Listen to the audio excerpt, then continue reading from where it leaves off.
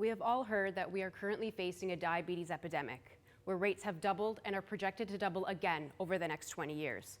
But this isn't one of those stats that we hear about on the news and forget. Most of us have a parent, sibling, relative, or close friend living with diabetes. Should we be concerned? And is there anything we could be doing to help? This is what my thesis focuses on. What simple dietary changes we can make that will have the biggest impact on heart health in those with type 2 diabetes. The elevated blood sugar levels that result from diabetes can cause damage to the blood vessels throughout the entire body, including the small vessels, increasing the risk of blindness and kidney failure, but even more concerning is the damage being caused to the large vessels in the body, namely the large arteries in the neck and heart caused by an increased deposition of plaque. This is why those with diabetes have a 2 to 4-fold increased risk of heart disease and on average live 5 to 10 years less. Although MRI scanning has been around for quite a while, recent advances in MRI techniques now allow us to measure plaque burden. In the slide above, MRI scans of one of the large arteries in the neck are depicted, where the black crescent of plaque appears larger and larger over the years.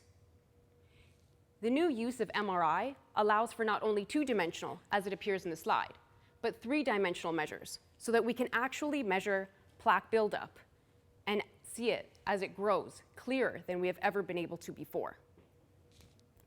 Most trials to date looking at the effect of diet on heart health look at the effect on risk factors like blood pressure and cholesterol.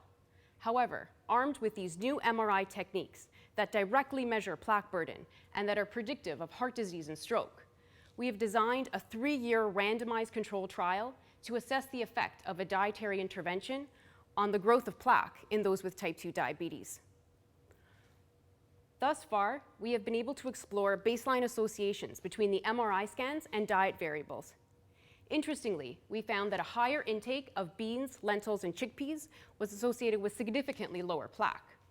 As can be seen in the graph presented in the bottom half of the slide, about a 3/4 cup serving of beans per day was associated with a much lower plaque level, about 8% lower compared to those not consuming any beans. Additionally, we found that a higher intake of beans was associated with significantly lower blood pressure and body weight, and have previously demonstrated that beans lower cholesterol and blood sugar, thus may be working to lower plaque through these cardiovascular disease risk factors. Although we are greatly anticipating the longitudinal results of our trial this summer, the current analyses demonstrate that consumption of beans bears weight in cardiovascular disease risk reduction in those with type 2 diabetes. So how can we be helping people close to us that have diabetes? It might be as simple as remembering the title of this talk, Beans, Beans, Good for the Heart.